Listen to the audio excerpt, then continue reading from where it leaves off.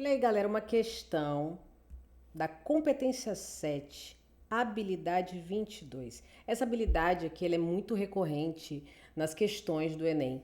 E geralmente ela vai trazer dois ou mais textos para você relacionar. Inclusive, a habilidade 22 diz o seguinte: você tem que relacionar em diferentes textos opiniões, temas, assuntos e recursos linguísticos. Geralmente, nesse tipo de questão, você vai encontrar dois textos e o enunciado, o comando vai pedir que você identifique opiniões comuns, né, presentes nos dois textos ou opiniões divergentes. Tá legal? Não só opinião, mas também temas, assuntos trabalhados em ambos os textos. Então, nós temos aí uma questão de nível avançado, certo? Nível difícil. Então, não se deveria perder tempo, muito tempo com ela. E a gente não vai poder usar o NPLT. Eu usei boa parte na prova, mas eu acho interessante que a gente trabalhe, tá? Quando for necessária a leitura, para a gente não cometer deslizes bobos. Então, nós temos aqui, primeiro, o enunciado que diz o seguinte: a representação da mulher apresentada no texto 1, ok? Pode ser explicada pelo texto 2, no que diz respeito a quê? Então, a gente está falando especificamente da representação da mulher. Então, a representação da mulher foi apresentada nesse texto aqui, 1. E aí, ela pode ser explicada no texto 2, no que diz respeito a quê? Então, a representação feminina. Vamos dar uma olhadinha aqui. Nós temos, deixa eu só tirar aqui para dar um zoom para você ver melhor. Olha aí. Vamos aqui.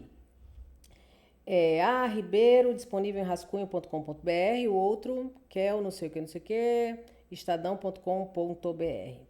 E aí nós temos, zapiei os canais como há dezenas de anos faço e parei num que exibia um episódio daquela velha família do futuro, os Jetsons. Vocês não devem conhecer esse desenho, mas era maravilhoso. Era uma família realmente do futuro, eles tinham uma empregada que era um robô, então tinham carros voadores e tudo mais. Nesse episódio em particular, a Jane Jetson, esposa do George, tratava de dirigir aquele veículo voador deles. Meu queixo foi caindo à medida que as piadinhas machistas sobre mulheres dirigirem foram se acumulando. Impressionante! Que futuro careta aqueles roteiristas imaginavam. Seriam incapazes de projetar algo melhor e não apenas em termos de tecnologias, robôs e carros voadores. Então, olha só, que futuro careta aqueles roteiristas imaginavam. Por quê? Porque ele observou aqui que havia diversas. Cadê? Meu queixo foi caindo à medida que as piadinhas machistas sobre mulheres dirigirem foram se acumulando. Então ele falou assim: caramba, é assim que os roteiristas imaginam o futuro? Ainda a mulher sendo taxada, né, pejorativamente, como uma péssima motorista. Imagina, gente. Será que a nossa máxima visão de futuro só atinge as coisas e jamais as pessoas? Como a Jane, uma mulher de 33 anos no desenho, poderia ser o que foram as minhas bisavós. Então, assim, tá falando de futuro. Minha bisavó era taxada, era analisada, né, dessa forma. Então, quer dizer que o futuro reserva isso pra gente? O futuro naquele desenho se esqueceu de ser melhor nas relações entre as pessoas. Aliás, tão parecido com a vida. Fiquei de cara, como dizemos aqui, ou como dizíamos na minha adolescência. Pobre adolescência, aprendendo sem querer e sem muita defesa um futuro tão besta quanto o passado. Eita, mas era isso. Olha só, gente, então era um desenho que falava sobre o futuro. E nesse futuro, né, ficcional, as mulheres ainda sofriam com essas piadinhas machistas. A figura feminina ainda passava, aliás, ainda é, porque é futuro, passava por isso. Então, vai pegando já a visão. Por quê? Porque o enunciado fala sobre a representação da mulher. Então, como que a mulher é representada aqui no texto 1? Presta atenção. Vamos agora, deixa eu só diminuir aqui minha canetinha para ficar menorzinha, olha.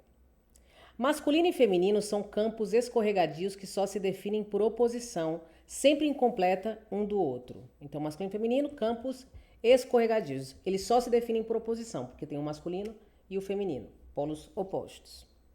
São formações imaginárias que buscam produzir uma diferença radical e complementar, onde só existem, de fato, mínimas diferenças.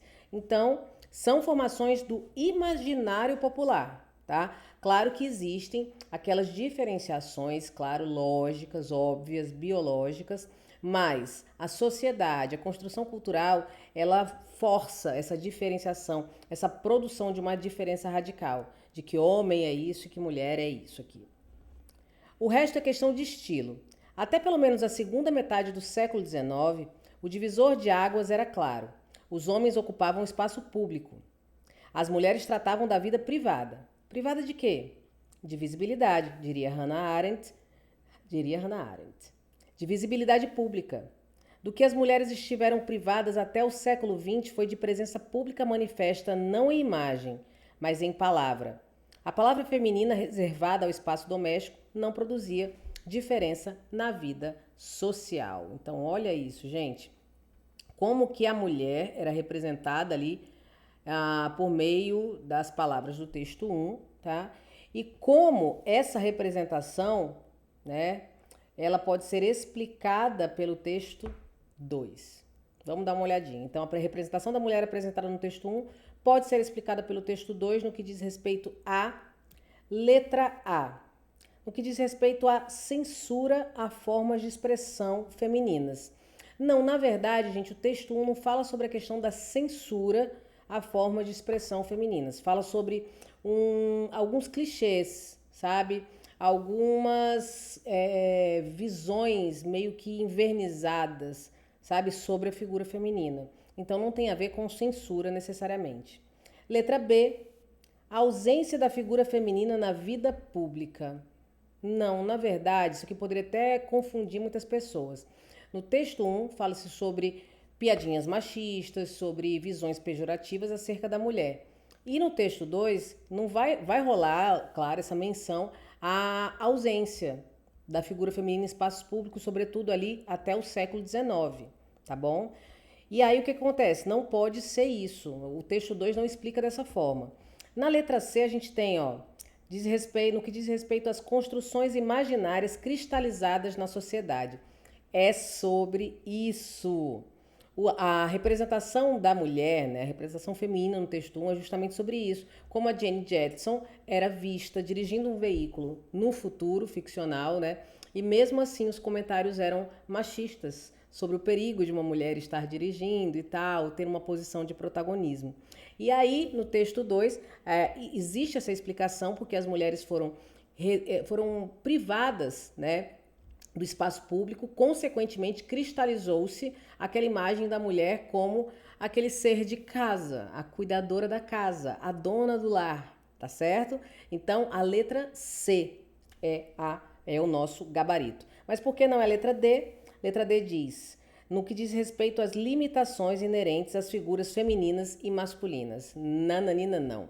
Não se fala aí sobre limitação inerente a figuras masculinas de forma alguma. Isso é um distrator aí muito descarado. E letra E, dificuldade na atribuição de papéis masculinos e femininos. Não houve dificuldade, isso é cristalizado. É como se o homem fosse o provedor e a mulher a cuidadora eterna de toda a família. Tá legal? Então, letra C é o nosso gabarito.